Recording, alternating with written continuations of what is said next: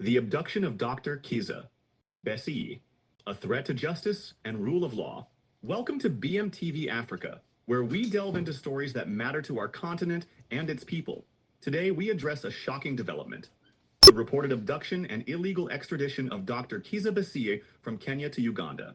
This act not only violates international law, but also raises critical questions about human rights, state accountability, and the rule of law.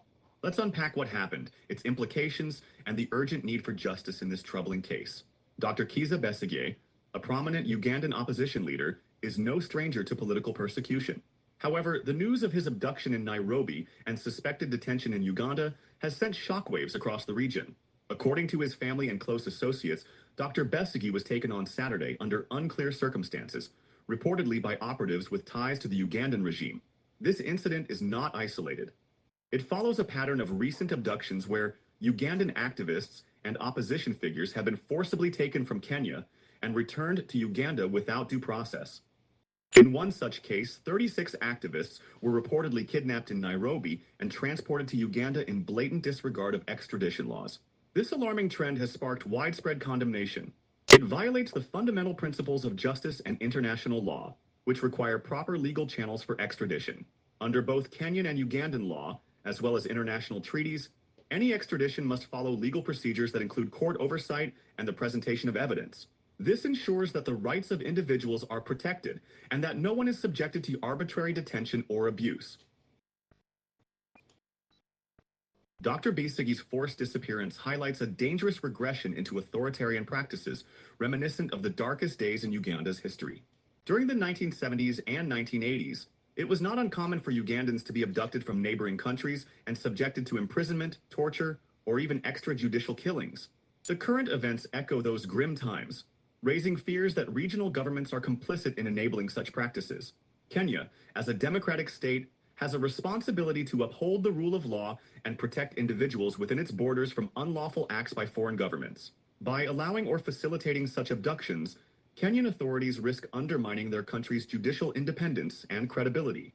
This case also puts the spotlight on Uganda's government, which has faced widespread criticism for its suppression of dissent. Dr. Besigye has been a vocal critic of President Yoweri Museveni's regime for decades, advocating for democratic reforms and greater accountability.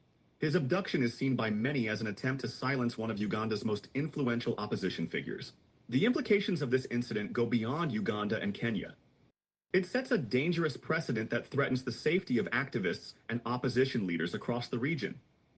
If left unchecked, such actions could erode trust in regional cooperation frameworks and weaken the rule of law across East Africa. Civil society organizations, human rights defenders, and political leaders across Africa must come together to condemn these acts. The silence of regional and international bodies would send a troubling signal that such abuses are acceptable. We must also remember the role of public outcry. Campaigns like Saber You Free Besigye Now are vital in keeping these issues in the spotlight.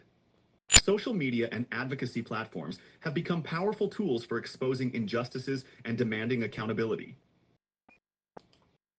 The way forward begins with the immediate and unconditional release of Dr. Besigye. Furthermore, there must be an independent investigation into his abduction, holding those responsible to account. Kenya must reaffirm its commitment to the rule of law by ensuring that its territory is not used for unlawful actions against political dissidents. Similarly, Uganda must demonstrate respect for human rights and democratic principles, which are essential for long-term stability and prosperity. Beyond this case, East African states must strengthen regional mechanisms to protect human rights and uphold the rule of law.